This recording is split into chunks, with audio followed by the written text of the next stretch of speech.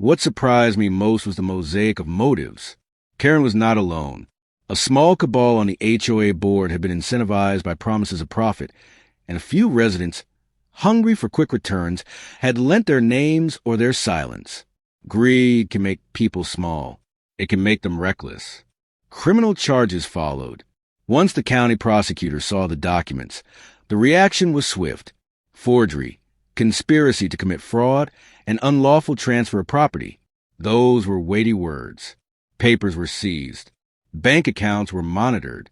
Under the glare of official attention, the developer's confidence began to crumble. While the criminal case took shape, I also pursued civil remedies. I sued for rescission, to void the fraudulent sale and return title to my family. I arranged for forensic accountants to track the funds. The goal was to recover what had been taken and to impose consequences that would matter to those who had perpetrated the scheme. Court proceedings are a slow burn, but they have consequences at last.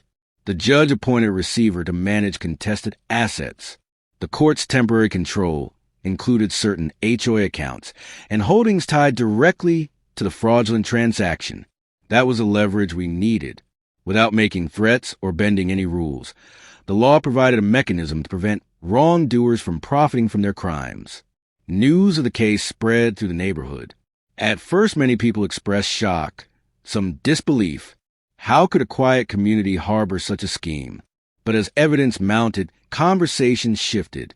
Sympathy for Karen evaporated, replaced by the cold recognition that their trust had been betrayed. Homeowners who had signed petitions without reading the fine print now saw their own signatures attached to forged documents.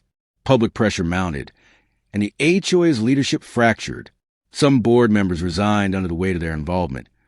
Others sought to cooperate to limit their exposure. The developer fought in court, but every motion filed only produced more documents that traced the fraud back to its origin. It became harder for them to claim ignorance. In the end, the remedy the court considered had to be proportional. The law seeks to correct, not to indulge spectacle. The judge ordered restitution and damages sufficient to restore the status quo and to punish the misconduct. Where funds have been diverted into HOA accounts or into personal investments tied to the scheme, the court authorized recovery. That recovery meant that assets connected to fraud could be liquidated under court supervision to pay victims and cover legal costs.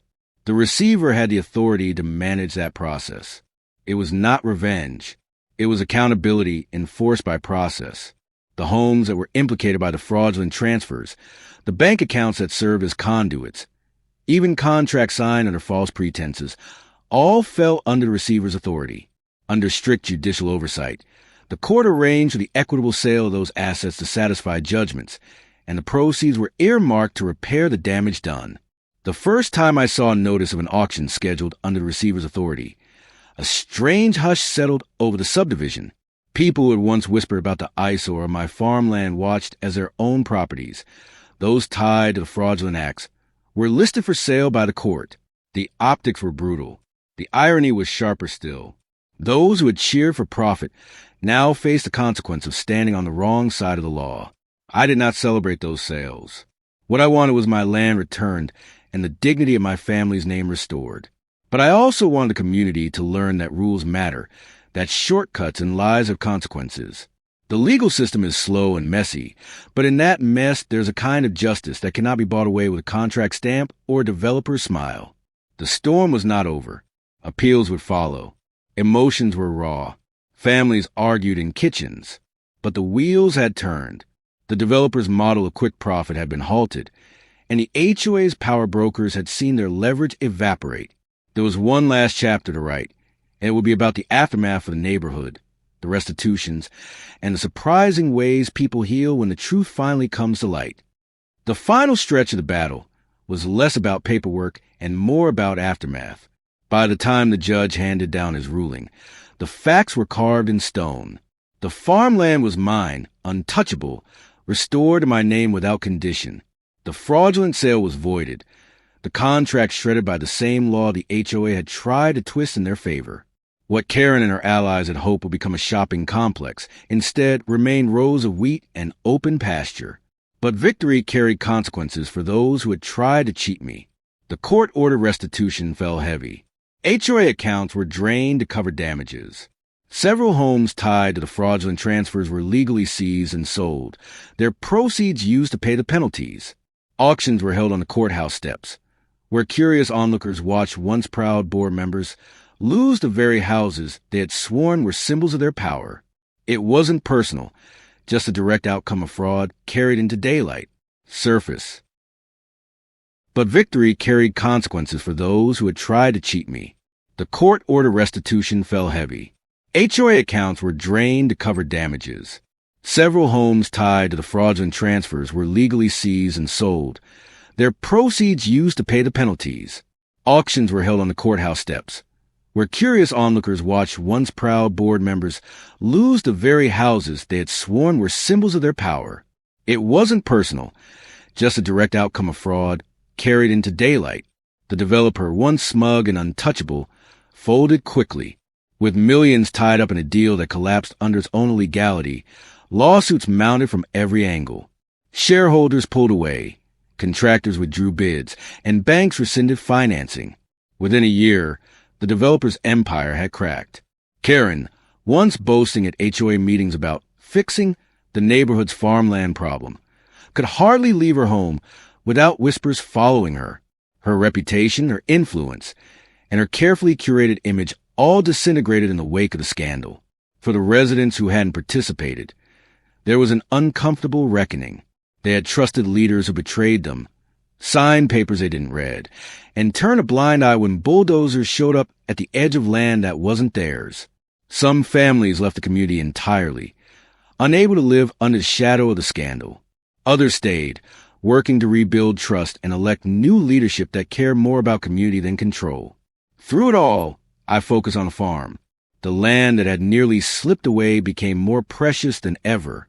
Every sunrise over the fields felt like a victory, not against Karen, but against arrogance itself.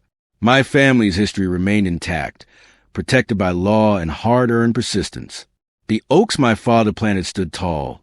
The cattle grazed undisturbed, and the fences marked the same boundaries they always had. Still, there was irony I couldn't ignore. The HOA had wanted my farmland gone, claiming it was unsightly and unprofitable. Yet in the end, it was their own homes and accounts that were sold off to make things right.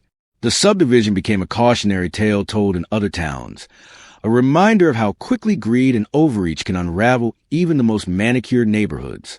Justice didn't come as a single hammer strike. It came slowly through filings, hearings, and rulings.